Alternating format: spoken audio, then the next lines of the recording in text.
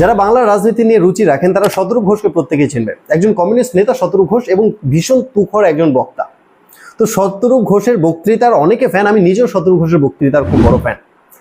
কিন্তু শতরূপ ঘোষের মতো মানুষরা কতটা ডেঞ্জারাস হতে পারে সেটা আপনি জাস্ট কল্পনা করতে পারবেন না। তার কারণ শতরূপ ঘোষ যদি মিথ্যা কথা বলে, সেই মিথ্যা কথা কিন্তু আপনি ধরতেও পারবেন না, আপনার সেটাকে মিথ্যা বলে মনে হবে না।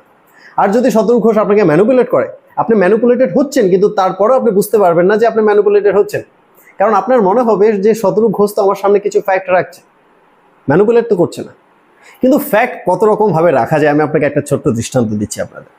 ধরুন একটা অঙ্কের স্যার বাচ্চাদের অঙ্ক শেখানোর সময় বলছে যে যোগ বিয়োগ গুণ ভাগ এটাই হচ্ছে অঙ্কের আসল জিনিস, তাই যোগ বিয়োগ গুণ ভাগ ভালো করে করো। আর এই বাচ্চাদের ব্যাচটা বেরিয়ে যাওয়ার পরেই একটা কলেজের ব্যাচ ঢুকলো, আর সেই কলেজের ব্যাচকে অঙ্ক শেখাতে গিয়ে সেই স্যারটাই বলছে যে আরে অঙ্ক তো শুরুই হচ্ছে ক্যালকুলাস থেকে, ক্যালকুলাসই হচ্ছে অঙ্কের আসল জিনিস, আসল অঙ্ক শুরুই হচ্ছে ক্যালকুলাস থেকে। এবার আমি যদি চাই আপনার কাছে যোগ বিয়োগ গুণ ভাগের মহিমা বাড়াবো, মহিমা মণ্ডিত করবো যোগ বিয়োগ গুণ ভাগের, তাহলে আমি আপনাকে কি বলবো যে এত তারিখে এই নামে একজন বিশেষ গণিতজ্ঞ ক্লাস নেওয়ার সময় উনি এই উক্তি করেছে যে যোগ বিয়োগ গুণ ভাগ এটাই হচ্ছে অঙ্কের আসল বিষয়। আর এই আমি যদি মনে করি যে আপনার কাছে যোগ বিয়োগ গুণ ভাগের মাহাত্ম্য কমিয়ে ক্যালকুলাসকে বড় করে দেখাবো, ক্যালকুলাসের মহিমা মণ্ডিত করবো, তাহলে আমি আপনাকে কি বলবো যে এত তারিখে এই নামে একজন গণিতজ্ঞ, বিশেষ গণিতজ্ঞ অঙ্কের ক্লাস নেওয়ার সময় উনি বিশেষ একটা উক্তি করেছে ক্যালকুলাস নিয়ে, উনি বলেছে যে ক্যালকুলাসই হচ্ছে অঙ্কের আসল বিষয়। এবার দুটোর মধ্যে কোনটা মিথ্যে কথা? কোনোটাই মিথ্যে কথা নয়, কিন্তু সিলেক্টিভভাবে এই উক্তিগুলোকে ব্যবহার করে আমি কিন্তু আপনার ভিউটাই চেঞ্জ করে দিতে পারি। আর শতরূপ ঘোষের মতো মানুষরা কিন্তু এই কাজটা করতে একদম সিদ্ধহস্ত, কারণ এদের কাছে অনেক তথ্য আছে, এরা তথ্য নিয়ে খেলে। কখন আপনাকে কোন তথ্যটা দিতে হবে, কোন তথ্যটা দেখাতে হবে যাতে আপনি কনভিন্সড হয়ে যান, এ সমস্ত কিছু কিন্তু তাদের জানা আছে। যেমন কিছুদিন আগে এবিপি আনন্দে সুকান্ত মজুমদারকে শতরূপ ঘোষকে ডাকা হয়েছে, আর শতরূপ ঘোষ সেখানে গিয়ে একটা বিশাল বড় বক্তৃতা দিয়েছে। সেই বক্তৃতার যে মূল বিষয়বস্তু ছিল সেটা হচ্ছে বঙ্গ বিজেপি নাকি বাংলাকে ভাগ করে দেওয়ার ষড়যন্ত্র করছে। সুকান্ত মজুমদার কেন্দ্র সরকারের কাছে নাকি বাংলাকে ভাগ করে দেওয়ার প্রস্তাব রেখেছে, এবং এই বিষয়টাকে কেন্দ্র করে শতরূপ ঘোষ অনেক বড় বড় বক্তৃতা দিয়েছে, অনেক বড় বড় ডায়লগ দিয়েছে যে বাংলাকে অখণ্ড রাখার জন্য একমাত্র নাকি কমিউনিস্ট পার্টির নেতারা প্রাণ দিয়েছে, আরো অনেক কিছু বলেছে। তো সেই সব আপনাদের শোনাবো, কিন্তু তার আগে যেই বিষয়টাকে কেন্দ্র করে এত বড় বড় বক্তৃতা শতরূপ ঘোষ রেখেছে সেই মূল বিষয়টা কতটা সত্য আর কতটা মিথ্যে এটা আমাদের একটুখানি জানা উচিত।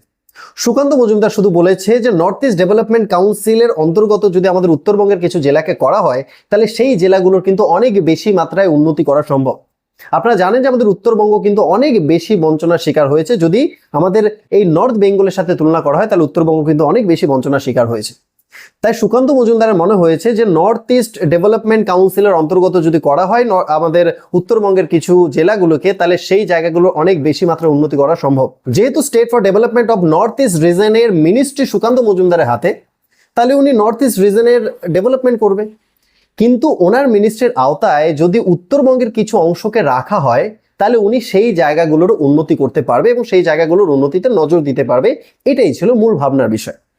উনি বলেছে যে নর্থ ইস্ট ডেভেলপমেন্ট কাউন্সিলের আওতাতে যদি এই অংশগুলোকে আনা হয় পশ্চিমবঙ্গের অংশ হিসেবে, পশ্চিমবঙ্গ থেকে বিচ্ছিন্ন করে নয়।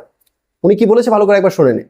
উত্তরবঙ্গ পশ্চিমবঙ্গের অংশ হিসেবে, পশ্চিমবঙ্গের নর্থ ইস্টের সাথে যদি যায় তাহলে পরে স্বাভাবিকভাবেই উত্তরবঙ্গে কেন্দ্রীয় যে প্রকল্পগুলো আছে সেই প্রকল্পের টাকা অনেক বেশি পরিমাণে পাওয়া যাবে এবং তার সাথে সাথে এই এলাকা অনুন্নত এবং এলাকার উন্নয়ন হবে। এবং আমার মনে হয় রাজ্য সরকারেরও এতে বাধা থাকবে না বা রাজ্য সরকারের সহযোগিতা আমরা পাবো। তাহলে সুকান্ত মজুমদার বলছে পশ্চিমবঙ্গের অংশ হিসেবে যদি উত্তরবঙ্গের কিছু অংশ নর্থ ইস্ট ডেভেলপমেন্ট কাউন্সিলের আওতায় আসে তাহলে সেখানে অনেক বেশি উন্নয়ন করা সম্ভব উত্তরবঙ্গের মানুষদের জন্য। কারণ নর্থ ইস্ট ডেভেলপমেন্ট কাউন্সিলের আওতায় যে জায়গাগুলো থাকে সেই জায়গাগুলোর উন্নতির জন্য 90% টাকা আসে সেন্ট্রাল গভর্নমেন্ট থেকে, আর স্টেট গভর্নমেন্ট থেকে আসে মাত্র 10% টাকা। আর যেগুলো নর্থ ইস্ট ডেভেলপমেন্ট কাউন্সিলের আওতাতে নেই সেই জায়গাগুলোর উন্নতির জন্য 50% টাকা স্টেট গভর্নমেন্ট থেকে আসে আর 50% সেন্ট্রাল গভর্নমেন্ট থেকে। কিন্তু যদি এটা সুকান্ত মজুমদার যে প্রস্তাব রেখেছে যদি সেটা হয়ে যায় তাহলে আমাদের উত্তরবঙ্গের যেই জেলাগুলোর কথা বলা হয়েছে সেই জেলাগুলোর জন্য কিন্তু 90% টাকা আসবে সেন্ট্রাল গভর্নমেন্ট থেকে, অর্থাৎ সেই জায়গাগুলোর কিন্তু অনেক বেশি উন্নতি করা সম্ভব আছে। এই প্রস্তাবটা যদি বাস্তবায়িত হয় তাহলে উত্তরবঙ্গের মানুষের আরো বেশি মাত্রায় উন্নতি হওয়ার আরো একটা কারণ হচ্ছে যে নর্থ ইস্ট ডেভেলপমেন্ট কাউন্সিলের আওতায় যে জায়গাগুলো থাকে সেই জায়গাগুলোর উন্নতির জন্য যেই প্রকল্পগুলো গ্রহণ করা হয় সেগুলো প্ল্যানিং থেকে শুরু করে এক্সিকিউশন থেকে শুরু করে সমস্ত কিছু বাস্তবায়ন কিন্তু সমস্ত কিছু সম্পূর্ণ হয় কেন্দ্র সরকারের তত্ত্বাবধানে। সেখানে স্টেট গভর্নমেন্টের বিশেষ কোনো ভূমিকা থাকে না। অর্থাৎ রাজ্য সরকার যেসব লোকাল নেতারা আছে তারা যে কাটমানি খাবে বা তোলাবাজি করবে সেই সম্ভাবনাটাও কিন্তু এখানে থাকছে না। তাহলে সব দিক থেকে উপকার হচ্ছে উত্তরবঙ্গের মানুষদের। তাহলে সহজ কথাটাকে শতরূপ ঘোষ বুঝতে পারছে না?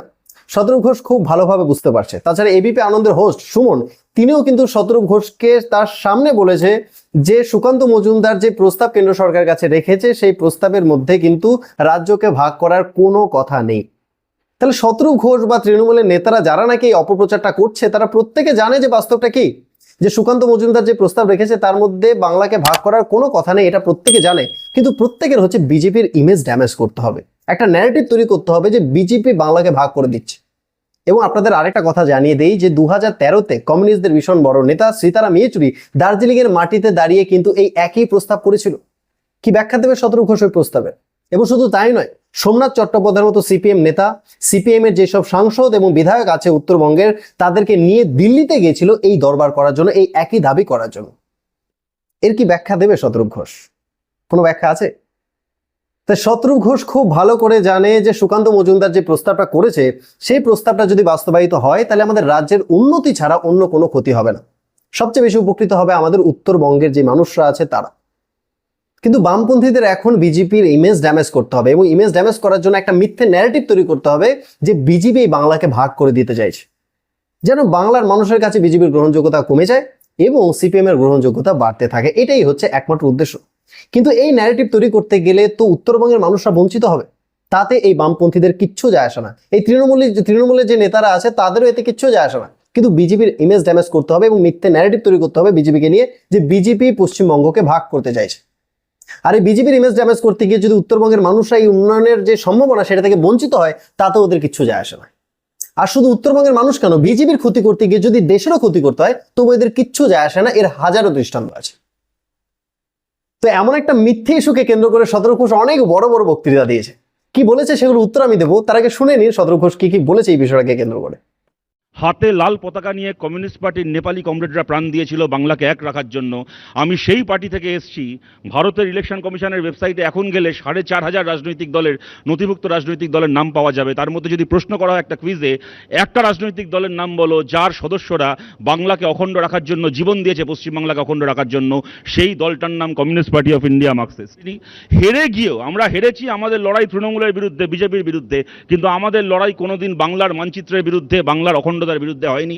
আমরা তার জন্য গর্বিত। তাহলে শুনলেন শতরূপ ঘোষ কি বলেছে? বাংলাকে অখণ্ড রাখার জন্য একমাত্র কমিউনিস্ট পার্টির নেতারা প্রাণ দিয়েছে। যদি প্রশ্ন করা হয় যে বাংলাকে অখণ্ড রাখার জন্য কোন দল প্রাণ দিয়েছে, তাহলে উত্তর হবে একমাত্র কমিউনিস্ট পার্টি। এবং শতরূপ ঘোষ তার জন্য গর্বিত যে উনি কমিউনিস্ট পার্টির সদস্য। তো কমিউনিস্ট পার্টির সম্পর্কে শতরূপ ঘোষের কাছ থেকে অনেক কিছু শুনেছেন। এবার আমি আপনাদের কয়টা কথা বলি। মুসলিম লীগের দাবি ছিল পাকিস্তান দিতে হবে। যদি প্রশ্ন করা হয় মুসলিম লীগের সাথে পায়ে পা মিলিয়ে কারা পাকিস্তানের দাবিতে রাস্তায় নেমেছিল, কোন পার্টি, তাহলে উত্তর হবে কমিউনিস্ট পার্টি অফ ইন্ডিয়া। সেই সময় বাংলাতে কমিউনিস্ট পার্টির স্লোগান ছিল পাকিস্তান দিতে হবে তবেই ভারত স্বাধীন হবে। That was the slogan of communist party of India that time. আরে দেশভাগের পেছনে কমিউনিস্টদের ভূমিকা জানেন? দেশভাগের পেছনে কমিউনিস্টদের ভূমিকা জানলে আপনি আতকে উঠবেন। এই যে ভারত মাতাকে খণ্ডিত করে পাকিস্তান বানিয়ে নেওয়া, এর পেছনে যদি 30% ভূমিকা মুসলিম লীগের থাকে তাহলে 70% ভূমিকা ছিল এই বামপন্থীদের। তার কারণ মুসলিম লীগ যে পাকিস্তানের দাবি করছিল সেই দাবিকে তো কেউ কোনোদিন আমলই দেয়নি। গান্ধীজি বলতো যে দেশ ভাগ হলে আমার মৃতদেহের উপর দিয়ে হবে। কেন বলেছিল? কারণ মুসলিম লীগের এই যে দেশ ভাগের দাবি, সেই দাবিকে কিন্তু পাত্তা দেয়নি। জওহরলাল নেহরুকে যখন বলা হতো যে মুসলিম লীগ তো পাকিস্তানের দাবি করছে, এই ব্যাপারে জওহরলাল নেহরুকে জিজ্ঞেস করলে তো পণ্ডিত মশাই তখন বলেছিল those who are talking about the division of India are living in a paradise of fool. অর্থাৎ যারা দেশভাগের কথা বলছে তারা প্রত্যেকে মূর্খের স্বর্গে বাস করছে। রাজেন্দ্র প্রসাদ একটা বই লিখেছে, বইটার নাম ইন্ডিয়া ডিভাইড। সেই বইটাতে সমস্ত কারণ বর্ণনা করা আছে যে কি কি কারণে দেশভাগ সম্ভব নয়। তাহলে ভাবুন মুসলিম লীগ যে পাকিস্তানের দাবি করেছিল সেই দাবিটাকে কতটা সিরিয়াসলি দেখছিল সেই সময় তৎকালীন নেতারা। একদম পাত্তা দেয়নি।